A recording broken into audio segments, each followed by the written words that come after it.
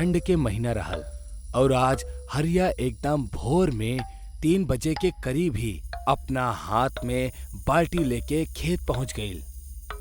हरिया रोजाना एकदम सवेरे जाग के अपन खेत में जात, सिंचाई करत, फसल के अलग करत और पूरा दिन खेती करे में बिता देत। ओकर दिनचर्या कुछ यही तरह की रहल।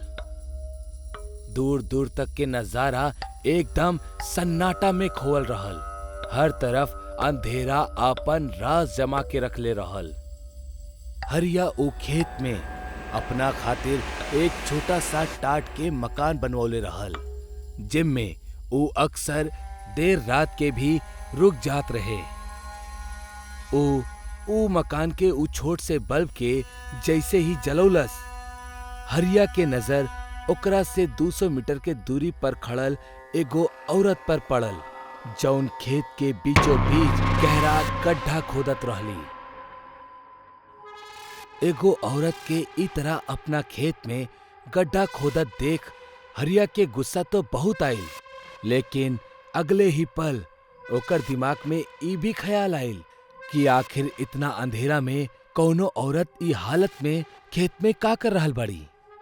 गांव वालन ई सब बात पे गहन चिंतन करे में माहिर होखेले। हरिया एक पल में ही समझ गईल कि दाल में जरूर कुछ काला बा।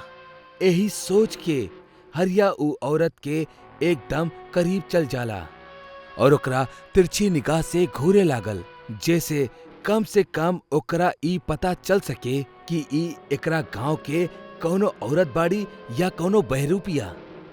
लेकिन ऊ औरत बड़ा घूंघट कैले रहल, जौना वजह से हरिया ऊ औरत के चेहरा ना देख पावत रहे। हरिया ऊ औरत के आवाज देवेला, अरे तू कर का रहल बाड़ू? ए तरह खेत के बीच तू गड्ढा काहे खोद रहल बाड़ू? का ऐसन करा बेगो औरत के शोभा देवेला? ऊ औरत ना त एक बार भी हरिया के सवाल के जवाब देहलस और ना ही ऊ अपन काम रुकलस, बल्कि अब त ऊ गड्ढा खोदे के रफ्तार के और भी ज्यादा तेज कर देहलस। ऊ औरत के ई बर्ताव से हरिया के बहुत गुस्सा आइल और ऊ औरत पे चिल्लाए लागल, औरत बाड़ू यही से इज्जत कर रहल बानी, ना ता अब तक धक्का मार के अपना ही खेत से तोहरा के बाहर निकाल देती। बंद करा एकरा। हरिया के दोबारा दखल देहला पर ऊ औरत गड्ढा खोदा बंद तो कर देवेली, लेकिन फिर ऊ हरिया के एक टक घूरब शुरू कर देहलस। अगले ही पल ऊ औरत हरिया के खेत से बाहर निकल जाए के इशारा करे लागल। देखा था जरा ये औरत के तेवर, एक था चोरी ऊपर से सीना चोरी। हे औरत, चला निकल जा हमरा खेत से बाहर। हरिया इतना कहत कहत ऊ औरत के घूंघट हटावे के खातिर ओकर तरफ हाथ बढ़ावे लागल, लेकिन तब्बे अचानक ऊ औरत एकदम से गायब हो गईल। 2 पल पहले हरिया जौन औरत पर चिल्लात रहल, अगले ही पल ऊ औरत के बहत हवा में एकदम से गायब हो जाब कौनो बहुत बड़ खतरा के तरफ इशारा करत रहल। बाप रे, ई हम केकरा से पंगा ले लेनी? ई तब कौनो भूतनी रहली। ना जाने हमार बुद्धि भी कहाँ घास चरे गल रहे कि जौन हम ई औरत के टोक देनी। हरिया अपन कदम के तेज कैलस और जल्दी जल्दी भागे लागल। वो खेत से बाहर निकले ही वाला रहल कि तब्बे ओके अपना सामने ठीक वही औरत दिखाई देवेली जौन हरिया के कुछ समय पहले दिखल रहे। हरिया ओकरा देख के अपन कदम पीछे ले लेवेला। वो औरत धीरे धीरे हरिया के करीब बढ़े लगेली। हरिया एकदम घबरा जाला। तब्बे वो औरत अपन घूंघट उठावेली। ओकर चेहरा देख के हरिया के पसीना छूटे लागल। लाल आंख से टपकत खून, डरावनी शक्ल और लटकत जीभ। ऊ औरत के ई रूप देख के हरिया फिसल के जमीन पर गिर पड़ेला। बाप रे, ई औरत तो डायन बाड़ी, हमके छोड़ दा, हमके मत मारा, हमार बीबी और बच्चा बाड़े। परिवार ता हमार भी रहे। बाकी याद बा, यही खेत में आज से 5 साल पहले तू गांव वाला लोग हमार परिवार के दफना देला। आज जब हम ई खेत में आजाद भईनी त सबसे पहले हम अपन बच्चा लोग के कब्र के खोदल शुरू कईनी, जेकरा से कि हम उनका के जिंदा कर सकी। बाकी तू बेरहम इंसान, हमरा के तो ऊ भी ठीक से ना करे दे रहल पड़ा। अब तो हार मरल तय बा। हमरा के माफ कर दा, हमरा के बख्श दा। हम गांव में केहू से ना बताई कि तू वापस आ गइल बाड़ू। इतना कह के हरिया खेत से बाहर की तरफ भागे लगेला, लेकिन तब बे वो डायन हरिया के पीठ पर झपट्टा मारेली और ओकरा अपना साथे जमीन के अंदर खींचे लागेली। ठीक उहे तरह जैसे कोनो जिंदा शख्स के जमीन में दफन कैल जाला। उस समय पूरे वातावरण में बस हरिया के चीख ही सुनाई देत रहल। कुछ देर में हरिया के चीख भी शांत हो जाली, लेकिन तब तक एगो गांव वाला जौन की उहे खेत में खेती करत रहल, ऊ वहीजा आ जाला और हरिया के चीख सुन लेवेला। ऊ फौरन गांव वालन के बुला लेवेला ताकि हरिया के मदद कैल जा सके। लेकिन जब तक गांव वाले पहुंच ले, बहुत देर हो चुकल रहे। कुछ गांव वालन खेत के देख के थोड़ा घबरा जावेले, लेकिन हरिया के वो खेत से बाहर निकाले के खातिर वो लोग धीरे धीरे वो खेत के करीब जाए लगले। वो सब लोग मन ही मन डरल तो बहुत ज्यादा रहले, लेकिन फिर भी वो सब लोग खेत के खुदाई शुरू कर देले। तब बे खेत के अंदर से एगो औरत के डरावनी आवाज आवेली। हाँ, भाग जा यहाँ से, चल जा। हाँ। इससे पहले कि गांव वाले कुछ सोच पाए या कर पाए, वो भयानक डायन वो खेत से निकले ली और वो खेत में दाखिल भयल सभी गांव वालन के एगो झटका में पाताल में खींच लेवेली और सबके भयानक चीखन के साथ एक किस्सा वहीजे खत्म हो जाला। अगला कई दिनों तक एक घटना के जिक्र गांव में बराबर होखत रहे। गांव वालन के कहा भा कि वो घटना के बाद कब्बो भी गांव के उ खेत में खेती ना हो सकल, बल्कि पूरा जमीन बंजर बन गई। सालों पहले कोनो औरत के अपना 2 बच्चा के साथे वो खेत में बैठ के तंत्र साधना करत देखल गयल रहे, जौन गांव के मासूम लोगन के बलि देत रहली। यही वजह से एक दिन मौका पाके जब वो औरत अपना साधना में व्यस्त रहली, गांव वालन कोनो तांत्रिक के मदद से ओकर दोनों बच्चा के चुरा ले और बड़ा गुप्त तरीका से खेत में ही उनकरा जिंदा दफन कर देले। एकर बाद गांव वालन उ औरत के भी बांध देले और उहे खेत में दफन कर देले और 5 साल बाद उहे खेत से उ औरत डायन बन कर निकलस और आज उ डायन उहे खेत में वास करेली। उ डायन वो खेत में कैद हो चुकल बा, जौन वजह से वो खेत से बाहर ना आ सकेली। लेकिन इतिहास गवाह जे भी उ खेत के करीब गइल बा, कब्बो भी एगो गांव में अनु नाम के एगो बौनी लड़की रहत रहल, जौन उम्र में 20 साल के रहल, पर ऊंचाई में वो छोट रहली। एक दिन अनु और ओकर 3 सहेली कॉलेज से घर की ओर जात रहली। सुना सब, आज हमनी कुआं में तैरे खातिर चली। हाँ, बढ़िया आइडिया बा, चला, बहुते मजा आई। हाँ चला। अरे अनु, तू कहाँ जात बाड़ू? तहरा तैरे आई? तू तो अपन छोट छोट पैर से तैर भी ना पाइबू। हाँ, और अगर पानी में डूब गईलू तो बेकार में हमनी के नाम खराब हो जाई।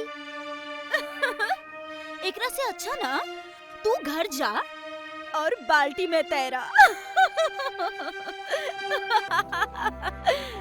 चुप रहना, का बकवास करत ताड़ू। लड़की लोग फिर से हंसे लगली और अनु वहीचा से निराश होके घर चल गई। रात के समय अनु गुस्सा में अपना घर से निकलल और कुएं की तरफ चल पड़ल। थोड़ी ही देर में वो कुआं के पास आ पहुंचल। कुआं के पानी काफी गहरा और शांत रहल। वो डर डर के कुआं में उतरल और तैरे लागल, पर ओकरा तैरे में तकलीफ भइल और वजन के कारण डूबे लागल। वो मदद के खातिर पुकारे लागल।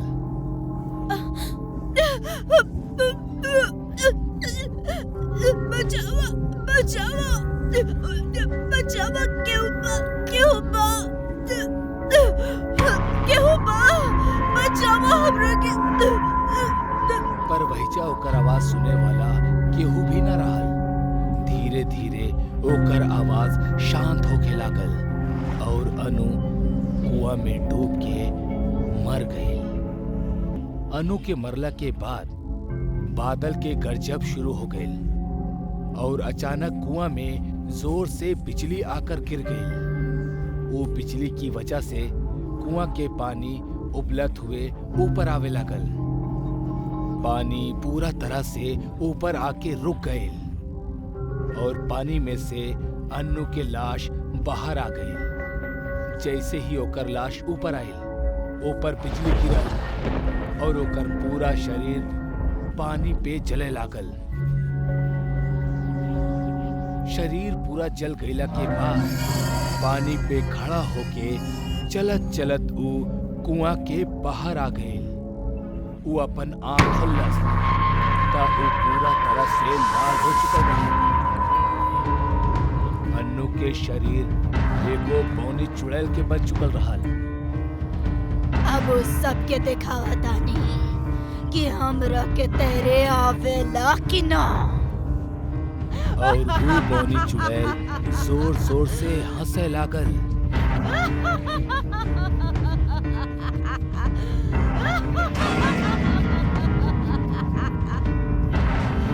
वो बौनी चुड़ैल हवा में उड़ के गांव आ गई और एक एक करके वो तीनों लड़कियन के सुत्ते ही उठा के अपना साथ कुआं के पास लेके आ गई। चुड़ैल उनकरा के जमीन पे लेटा के खुद कुआं में कूद गई और कुछ देर बाद तीनों लड़कियन होश में आईनी और अपना आसपास देखे लगली। रेखा, लीला, तू दोनों हमने ऐजा कैसे आनी? हमरा बहुत डर लग रहल बा। बहुत डर लगता। चला यहाँ से चलल जाओ। तू लोग आयल नहीं खो, लायल गयल बाड़ू। एक मिनट, ये आवाज तो कुआं से आ रहल बा। वो तीनों कुआं में झांक के देखली ता अंदर अनु आराम से तैरत रहली। अनु, तू इतना रात के कुआं में का कर रहल बाड़ू? और अभी वो आवाज के कर रहे? ओ सब छोड़, अंदर आवा, तैरल जा। हमरा ये ठीक नहीं के लागत। चला घर चलल जा। तीनों लड़की जाए लगली। उतने में कुआं से आवाज आई। रुका, ना तो सब लोग मारल जेबू। वो तीनों वहीं से रुकेनी।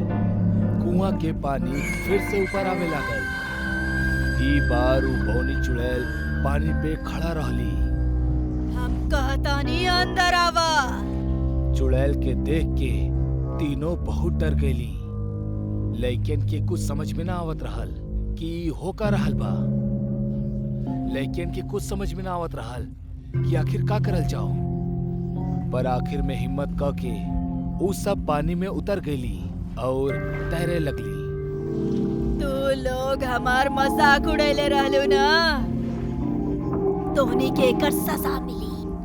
तू लोग यही कुआं में हमेशा खातिर दफन हो जाइबा।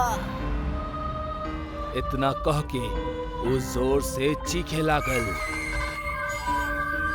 ओकर चीखत ही तीनों लड़कियन डरे लगली और अचानक से चुड़ैल के ऊपर बिजली गिरत। बिजली के गिरत ही पानी के उबलब शुरू हो गई। पानी की गर्मी लड़कियन के महसूस होके लागल। वो पानी के बाहर निकले के खातिर तेजी से तैरे लगली, पर पानी बहुत उबलत रहल। यही से उनकरा तैरे में तकलीफ होकत रहली। धीरे धीरे उनकर शरीर लाल पड़े लागल और मांसपेशियां चले लागल। तीनों मदद के खातिर पुकारे लगली, चिल्लाए लगनी, बचावा, बचावा, केहू बा, केहू बा, बचावा। चुड़ैल जोर से हंसत रहली।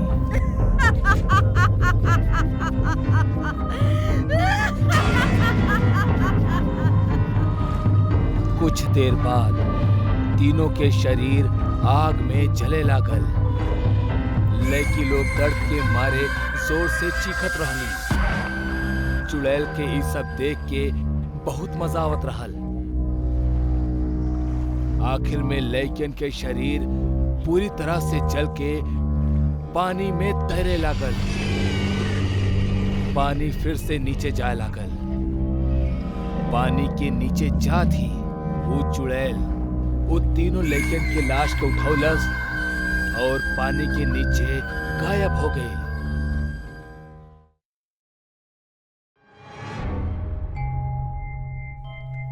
गुरुजी, सब बतावेले पिछला रात उषा के पति के एगो सियार उठा ले गई।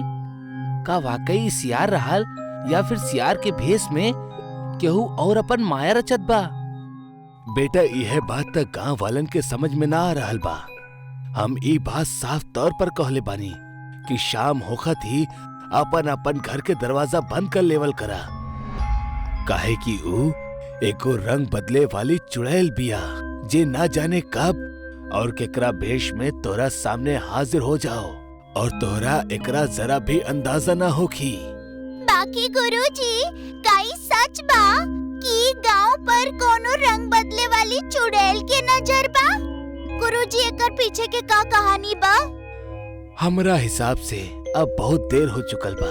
बच्चा लोग, अब तू लोगन के भी घर जाए के चाही। सूरज ढले वाला बा। ऐसे में ए तरह ठंड और अंधेरी शाम में अकेले ना घूमे के चाही। लेकिन गुरुजी, आप सौम्या के सवाल के जवाब ना देले। आप उस चुड़ैल के हकीकत के बतावे से काहे घबरा रहल बानी? हकीकत त बड़ महात्मा पंडित भी ऐसन मनहूस पूर्णिमा के शाम ना बताई हैं। तब भला हम का चीज बानी?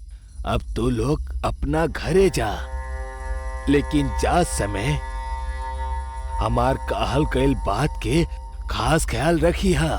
केहू भी दिखे ता ओकरा के ना टोकिहा, और अगर तोहरा केहू पीछे से आवाज लगावे ता ओकरा भूल के भी जवाब मत दईहा। ठीक बा गुरुजी, अब हमनी यही से जात आनी। सूरज ढले वाला रहल जब दो भाई बहन निखिल और सौम्या एगो बूढ़ पंडित की कुटिया से लौटत रहले।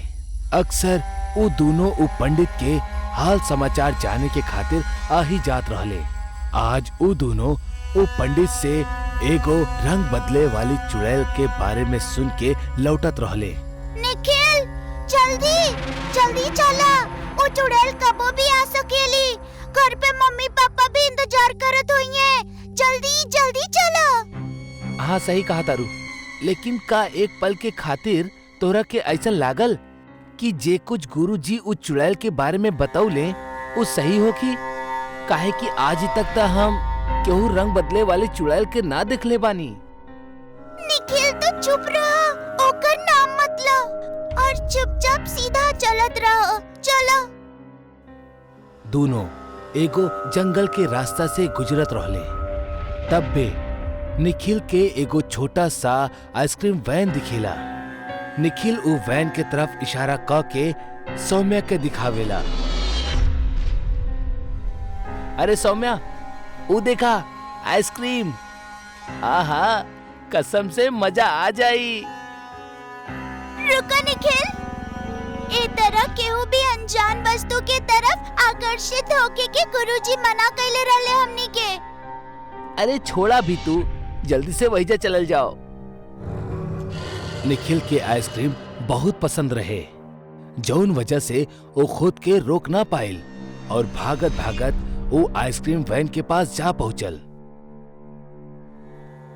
वो आइसक्रीम वैन के आसपास केहू भी दूसर शख्स ना रहे, यहाँ तक कि कोनो दुकानदार भी ना रहे।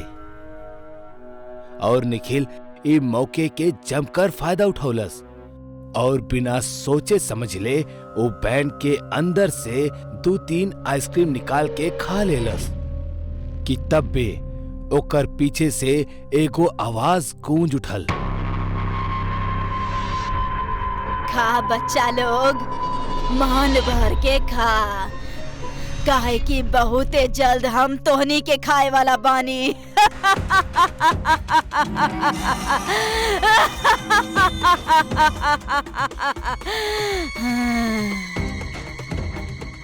ई अनजान आवाज और हंसी निखिल और सौम्या के होश उड़ा देहलस। दोनों धीरे धीरे पीछे पलटले त उनकरा जलल और बिखरल बाल वाली एगो औरत खड़ल दिखल, जौन उनकरा घूरत रहली। ऐसा लागत रहे जैसे उ चुड़ैल में भयंकर भूख होखे। निखिल और सौम्या दोनों उ डरावनी औरत के देख के डर जाले कि तब बे निखिल के चक्कर आवे लागल, जैसे वो बेहोश होके जमीन पर गिर पड़ेला। और तब बे वो औरत एकदम तेजी से उनकर तरफ बढ़ेली। निखिल और सौम्या आखिर गए कहां? बस यह सवाल अब उनकर परिवार वालन के मन में भी रहल, काहे कि रात के 12 बजत रहले और अब तक वो दोनों घर वापस ना लौटल रहले। अरे धारिनी, ना जाने हमार बच्चा लोग कहाँ रह गए। दोनों में से केहू भी अब तक ना लौटल। अजी हमरा के का कहेनी, हमार तक खुदे हाल बेहाल हो रखल बा। जबकि हम 50 बार समझाइले बानी कि शाम होते बच्चा लोग के घर से बाहर ना भेजे के बा। और आजकल तक गांव में हर जगह वो रंग बदले वाली चुड़ैल के चर्चा हो रखल बा। तू भी ना धारनी, कुछ भी बोले लू। शुभ बोलबू तो शुभ होखी। वैसे भी आज वो दोनों जिद करत रहले कि उनकरा के गुरुजी से मिले जाए के बा, ता हम जा देहनी। अब एमे हमार का गलती बा? अरे वो सब तो ठीक बा जी, बाकी बच्चा लोग के ए तरह अकेले भेजे के का जरूरत रहे? हाँ भाग्यवान, तू ही सही बाड़ू। लेकिन अब हमके ई बतावा कि का हमनी ऐसने बहस में समय गवाई या अपन बच्चन के ढूंढे खातिर कोनो कदम उठाई? आप खुद भी तो उन लोग के साथ जा सकत रह लेना। आप कहनी कि वो दोनों गुरुजी के पास जाए के जिद करत आड़े, तब तो हमनी के भी तुरंत गुरुजी के कुटिया पहुँचे के चाहिए।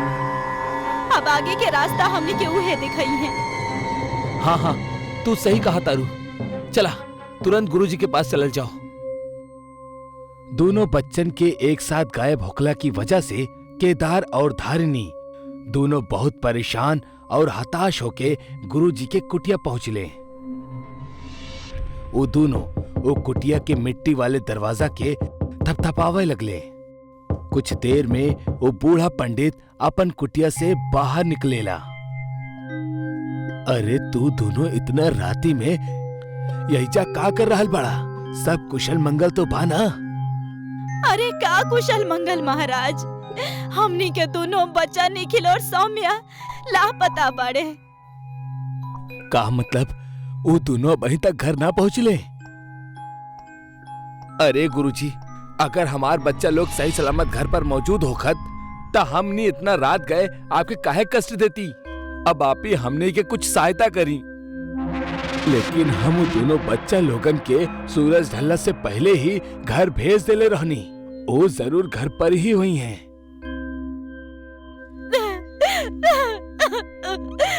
महाराज, का आपके हमनी के बात पे तनी संकीन नहीं के। आप खुद हमनी के घर चल के देख ली। ठीक बा, चला हम यह वक्त तोहार घरे चले खातिर तैयार होता नी। एकर बाद गुरुजी समेत उ दोनों भी अब अपन घर पहुंच जाले। जहां दरवाजा खोला थी, उनकरा बिस्तर पे निखिल और सौम्या सुतल दिखाई देत रहले। अरे हमार बच्चा लोग, निखिल, सौम्या, भगवान के लाख लाख शुक्र बा कि हमार बच्चा एकदम सही सलामत हमरा पास बाड़े। बहुत बहुत शुक्रिया। आपके बहुत बहुत शुक्रिया गुरुजी। आप हमनी के साथे एजा तक आईनी। कोनो बात ना केदार, बस अब से आपन बच्चन के खास ख्याल रखी हा। तब भी धारिनी चीखेली, हे भगवान, ई का हो गइल हमार बच्चन के? अजी, अजी जरा जल्दी आई। ये देखी। का भइल धारिनी, तू ई तरह काहे चीख रहल बाड़ू? जब केदार धारिनी के पास पहुंचेला, तब ओकर भी रोंगटा खड़ा हो जाला। वो देखेला कि ओकर दोनों बच्चा के गर्दन काट दिहल गइल बा और दूर से देखे पे लागत रहल कि वो सो रहल बाड़े। लेकिन करीब जाके देखे पे पता चलेला कि वो दोनों के सिर उनकर जिस्म से अलग कटल बा। केदार और धारिनी दोनों अपन बच्चन के लाश देख के दर्द से रोए लगले। तब भी पीछे से उनकरा एगो डरावनी हंसी सुनाई देवेली। वो दोनों जब पीछे पलटले तो उनकर सामना एगो और आफत से हो जाला। वो दोनों देखेले कि उनकर सामने अब वो रंग बदले वाली चुड़ैल खड़ल बिया, जौन गुरुजी के भेष बना के उनकर साथ साथ ही आयल रहे। वो हंसत हंसत कहेली, अच्छा बेवकूफ बनैनी तोनी दोनों के। हम तो तोहार दोनों बच्चा के ठीक ही तरह अपन जाल में फंसा के कब के मार देले रहनी। बाकी तू अगर उ पंडित के पास पहुंच जाइतू तो शायद उ पंडित फिर से हमरा के जंगल में बांध दे। यही से हम एगो चाल चलनी और हम ओकर ही भेष बना के तोहनी सबके साथ उ पंडित बन के आईनी और अब हम तोहनी के भी खत्म कर देब। दुष्ट औरत, तू हमनी के बच्चन के मार देलू, हम तोरा के जिंदा ना छोड़ब।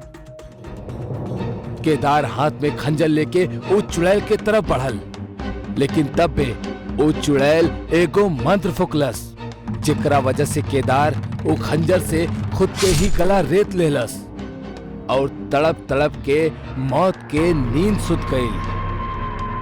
दम घुटला के वजह से धारिनी भी तड़प तड़प के मर गई। अगला सुबह गांव वालन जब केदार के घर के ई दृश्य देख ले तो वो सब भी कांप उठले और गुरुजी के बुला ले ले। हे भगवान, ई दृश्य देख के हमार कलेजा जल रहल बा। हमरा ई दोनों के अकेला घर भेजे के ही ना चाहत रहे। ई सब उहे चुड़ैल के काम हा जे अपन रंग बदल के गुमराह करेली और फिर अपना मकसद के अंजाम देवेली। गुरुजी के मुताबिक पिछला रात वो अपन कुटिया में मौजूद ही न रहले, वो कोनो पूजा में गल रहले और ई बात वो चुड़ैल के पता रहल और जौन एकर खूब फायदा उठौलस और गुरुजी के भेष में साजिश रचलस और अपन खून के प्यास के बुझा देलस। गुरुजी सब गांव वालन में एगो मायावी ताबीज के बांट देले, जेकरा गांव के हर शख्स के अपना घर के बाहर लटकावे के कह देले, जैसे वो रंग बदले वाली चुड़ैल के माया काम ना करी। गांव वालन गुरुजी के नियम के पालन कैले और उ ताबीज के अपन घर के बाहर लटकावल शुरू कर देले, जैसे गांव में होके वाली भूतिया घटना कम होके लगल। लेकिन आज भी ओ रंग बदले वाली चुड़ैल के केहू अजनबी के तलाश हा कि कैसे ओकरा मौका मिले अपना एगो और शिकार के अंजाम देवे के। बिहान, अथर्व और शिवांश तीनों ही बहुत अच्छा दोस्त रहले और तीनों 12वीं कक्षा के एग्जाम के कंप्लीट कैला के बाद वैकेशन में कहीं घूमे जाए के प्लान करत रहले। हमके लागत है बार हमके गोवा या मनाली नहीं खे, बल्कि गांव घूमे जाए के चाहिए। गांव के सुंदर वातावरण और गांव के हरियाली के आनंद उठावे के चाहिए। बात तो तुहार सही है, लेकिन हमनी से केकर गांव चली? हम तीनों एक एक करके सबके गांव चलल जाई, लेकिन शुरुआत बिहान के गांव नाथूपुरा से करल जाई। हाँ तो दिक्कत का बा, चला, लेकिन थोड़ा सतर्कता बरतिया। हमार गांव में तोहारी आवारा गर्दी ना चली, जैसे देर रात तक जागब, शाम के बाहर घूमब और सबसे खास भूत प्रेत के केहू मजाक ना बनाई। अरे हाँ, हम तो भुलाइए गल रहनी, तोहार गांव अंधविश्वासी के साथे साथे कायर और फट्टू भी बा। देखा, आप तोहार ज्यादा हो रहा बा। बिहान, तू साइंस के इतना बढ़िया स्टूडेंट होखला के बाद भी ई भूत प्रेतन पे विश्वास करेला। लेकिन कसूर तोहार भी नहीं खे, काहे कि तोहार तो जड़ वैजा से ही जुड़ल बा, ता ई त लाजमी बा। लेकिन तू टेंशन मत ला, ई बार हम तोहार और तोहार गांव वालन दोनों के गलतफहमी दूर कर दे। अब तीनों दोस्त आए वाला वैकेशन में गांव जाए के प्लान करत रहले और तीनों लोग चुन ले बिहान के ऊ भूतिया गांव, जहां शाम ढलला के बाद वो गांव के चुड़ैल निकलेला और गांव में अकेला टहल रहले कौना भी इंसान के जान से मार देवेली। वो तीनों के भूत पे जरा भी विश्वास न रहे और ई बार उनकर मकसद भी इहे रहल कि वो गांव पहुंच के वो चुड़ैल वाली बात के उनकर गलतफहमी साबित कर दी, जौन वो लोग इतना साल से पाल के रखले बाड़े। शाम के ट्रेन से वो लोग अगला दिन दोपहर में पहुंच गए रहले बिहान के गांव नाथूपुरा। वो तीनों बिहान के घर पहुंचले। उनकर गांव के पुश्तैनी मकान में सिर्फ बिहान के दादी ही रहत रहली और बाकी के लोग शहर में ही सेटल्ड रहले। अरे बेटा, तू आ गईला, बहुते अच्छा कैला। जा जल्दी हाथ मुंह धोला, हम खाना लगा दे तानी, जा। तीनों दोस्त खाना खा के एक ही कमरा में अपना अपना बेड पे रेस्ट करत करत बात करत रहले। अरे तू लोग सो काहे गईला? अपन मकसद भूल गईला का? अथर्व अपना दोनों दोस्तन के साथे कमरा से बाहर चुपके से निकलेला और दादी के कमरा में घर के चाबी लेवे जाला। अथर्व अकेले दादी के कमरा में गल रहे। वो जैसे ही वापस जाए खातिर मुड़लस, एक पतला सा हाथ ओकर टी शर्ट पकड़ लेलस और पीछे से एगो डरावनी आवाज आयल। चाबी रख दो यहाँ। अथर्व जैसे ही पीछे पलटलस, वो देखलस कि बिहान के दादी ओकर कंधा पे हाथ रख के ओकरा के रोकनी हा। असल में बिहान के दादी कौनो इंसान ना, बल्कि एगो चुड़ैल रहली, जेकर चेहरा वो अंधेरी रात में भी इतना भयानक लागत रहे कि कमजोर दिल वाला तो वहीजे ही मर जात। ये देख के अथर्व वहीजे कापत कापत बेहोश हो गए। जब बहुत समय तक अथर्व वापस न लौटलस, तब उनकर वो दोनों दोस्त दादी के कमरा में आइले। तब देखले कि उनकर दादी बेड पर रहली ही ना। अरे दादी कहाँ गईली? वैसे दादी रात के 1 बजे कहाँ जा सकेली? अरे हो सकेला वॉशरूम गईल होखी, लेकिन पहले ई डरपोक के उठावा, ना जाने का देख लेलस कि ऐजे भी होश हो गईल। ऊ दोनों ऊ रात ना जा पावेले, काहे कि अथर्व ऊ हालत में ना रहे। अगली सुबह अथर्व के जब आँख खुलेला तो ओकरा ओके ठीक बगल में विहान के दादी बैठल दिखेली, जौन अभी भी उहे खौफनाक चेहरा के साथ ही रहली। बेटा, तू हमारा अच्छा बच्चा बड़ा ना। केहू के कुछो मत बताइया कि हम के बानी, ना त केहू तहरा ना जान पाई कि तू के रहला। हाँ, अच्छा बेटा हमार। एकरा बाद विहान के दादी वहीजा से चल जाली। अथर्व अबही भी सदमा में ही रहल और अपन दोनों दोस्तन के यहाँ से जितनी जल्दी हो सके निकल जाए खातिर कहेला। उहे शाम जब तीनों दोस्त गांव के सैर करत रहले त ऊ एक चीज नोटिस करत रहले कि हर केहू उनसे दूर भागत रहल। केहू ऊ लोगन से बात ना करल चाहत रहल। उनकरा एकर वजह पता ना चलत रहे। एक चाय के टपरी चलाए वाला अब्दुल चाचा रहले, जे बिहान के तब से जानत रहले जब से बिहान बहुत छोट रहल। विहान ऊ अब्दुल चाचा के पास गईल और उनसे कहलस, अब्दुल चाचा, हमरा के भूल गया का? ना बेटा, हम तोहरा के कैसे भूलब? हम तोहरा के तो अपन गोद में खिलौले बानी। एकर बाद विहान उनकर गांव के चुड़ैल और शाम ढलला के बाद केहू के भी गांव में ना दिखे के कारण पूछेला और इहो पूछेला कि आखिर ऊ तीनों के देख के गांव के लोग भाग काहे रहल बाड़े। बेटा, असल कहानी ई बा कि जौन गांव के चुड़ैल के जिक्र तू इतना साल से सुन रहल बड़ा, एक कौनो और नहीं खे बल्कि तुहार दादी बिया। गांव के चुड़ैल जौन रात में निकले वालन के शिकार करेला, ऊ तुहार दादी बिया। ई सुनला के बाद बिहान के पैरों तले जमीन खिसक गईल। हाँ बेटा, ये बात तुहार घर वालन के भी पता बा। आज से 7 साल पहले तुहार दादी बहुत बीमार हो गई रहली, लेकिन एक चुड़ैल उहे समय गांव में साया बनकर घूमत रहली। ओके एगो शरीर के जरूरत रहे जेकरा मदद से ऊ अपन शिकार कर सके। जब गांव के लोग ओकरा के मारे गए तब तुहार दादी भी उनमें से एक रहली, लेकिन लौटत समय वो चुड़ैल तुहार दादी के आत्मा के बांसवाड़ी में बांध देलस और वो चुड़ैल के आत्मा तुहार दादी के शरीर में घर कर गई।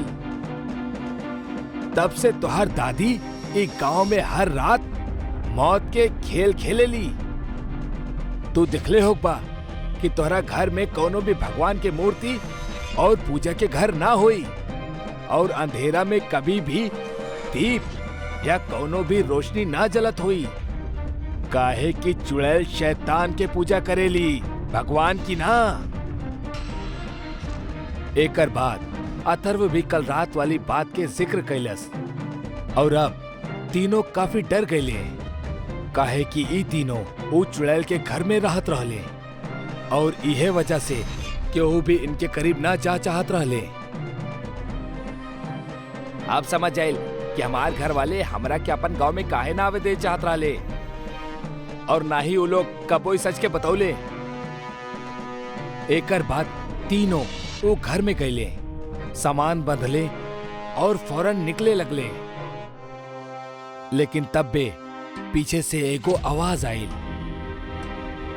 इतना जल्दी जा रहल बड़ा बेटा, बाकी हम अब अपन पोता से अलग ना हो सकेनी। हमार माया खेल के कारण ही त हम ओकरा के अपन पास बुलैले बानी। अब तो हमार शरीर बहुते पुरान हो चुकल बा। अब हमार आत्मा के नया शरीर के जरूरत बा।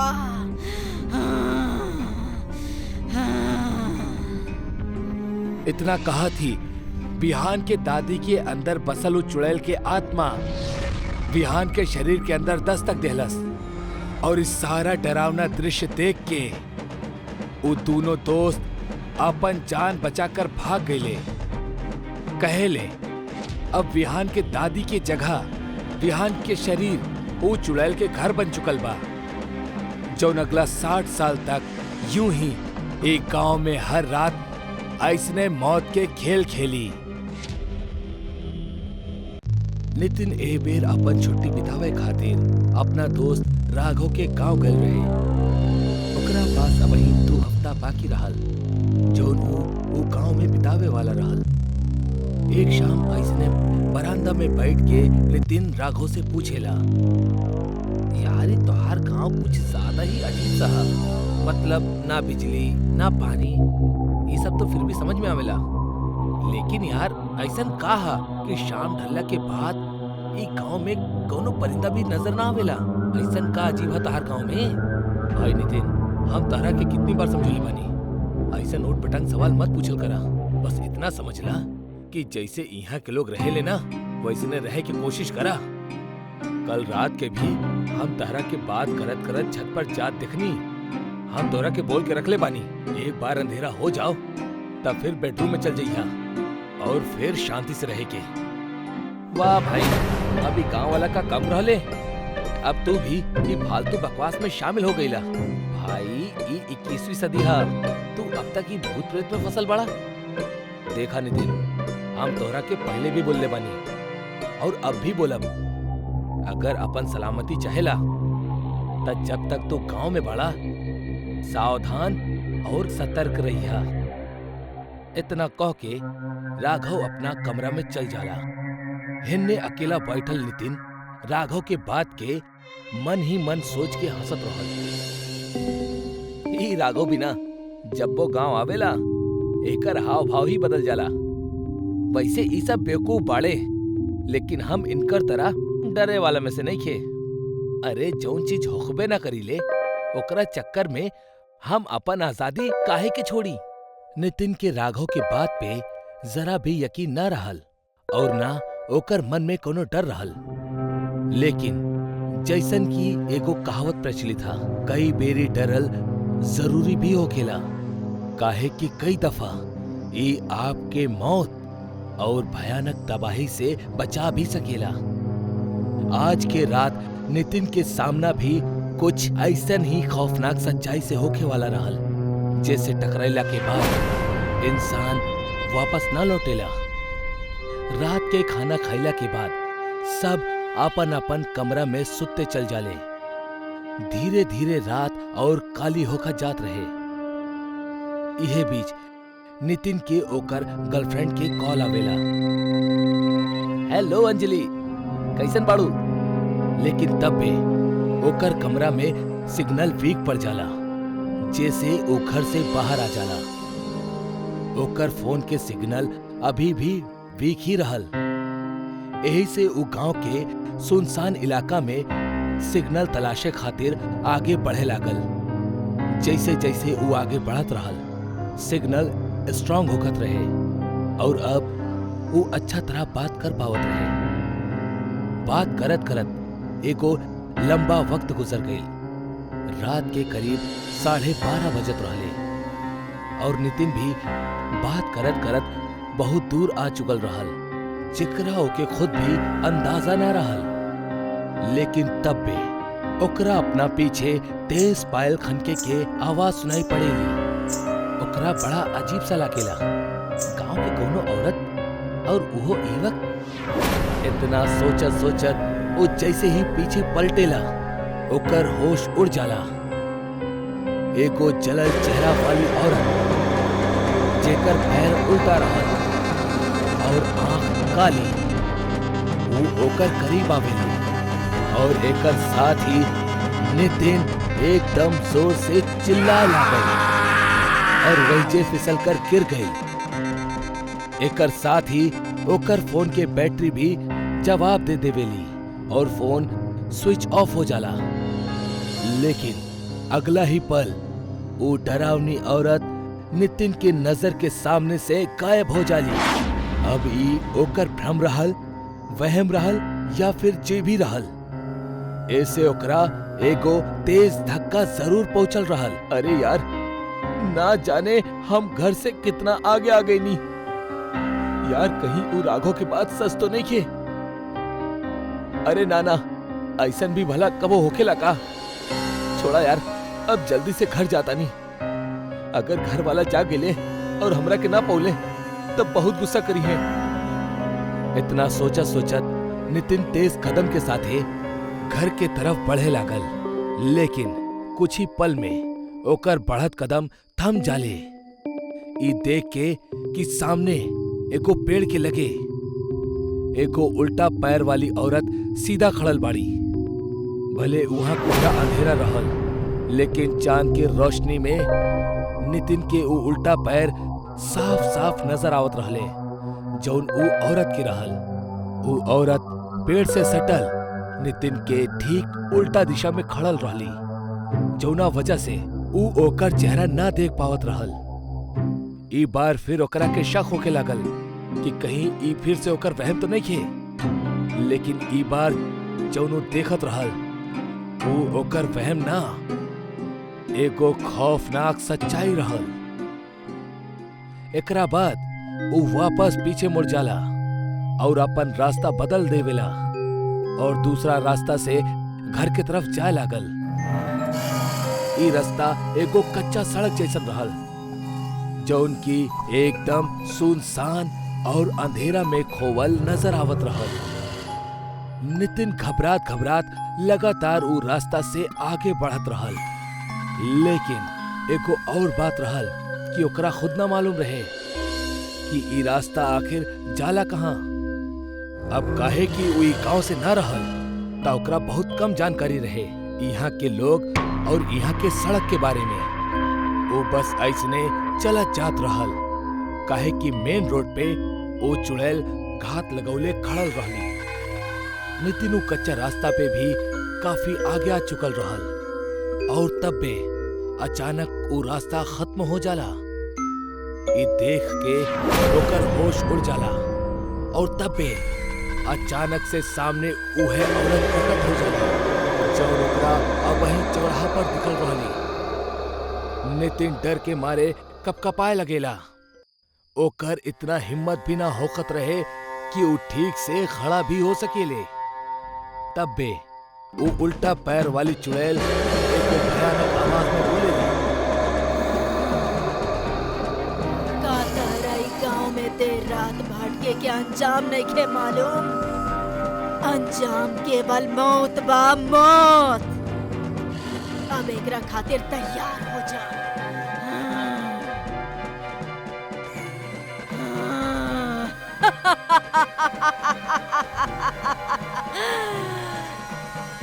एकरा बाद वो चुड़ैल नितिन के पैर पकड़ के ओकरा जंगल के रास्ता पे खींचे लगेली। नितिन लगातार रहम के भीख मांगेला।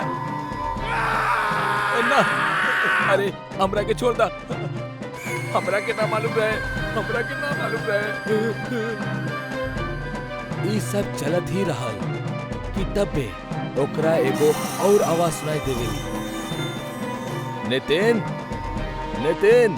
ई आवाज राघव के रहल। ई आवाज के सुनत ही नितिन खुशी से चिल्लाए लगेला, राघव, हमार भाई, हम एजा बानी, जल्दी से आजा।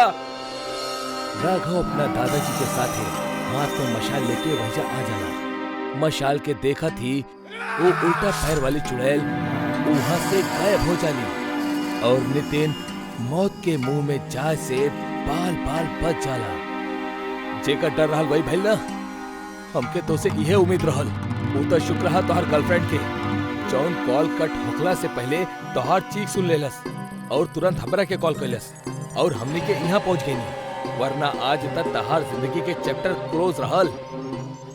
अरे हाँ यार, अब हमरा के याद आ गई, जब हम पहली बेरी उस चुड़ैल के देख के चिखले रहनी तब हमार फोन चालू ही रहल। तोहर बहुत बहुत शुक्रिया दोस्त। तोहार जैसन बच्चा ना जाने की उम्र में काहे इतना नादानिया करेले। जब तोके बोलल गइल हा कि एगो उल्टा पैर वाली चुड़ैल ई गांव में हर रात घूमेली और जवान पैर के तलाश में होकेली, तब तोके ओकर खौफ होके के चाही। खैर, ऐसन बेवकूफी फिर कबो दोबारा मत करिहा। एकरा बाद सब अपन अपन घर लौट चले। गांव घर में यही मानल जाला कि चुड़ैल के पैर हमेशा उल्टा हो खेले, जैसे कि आप एगो बड़ा सा भीड़ में भी ई पहचान सकेले कि कहीं इंसान के भेष में आपके सामना कोनो चुड़ैल से तना भइल।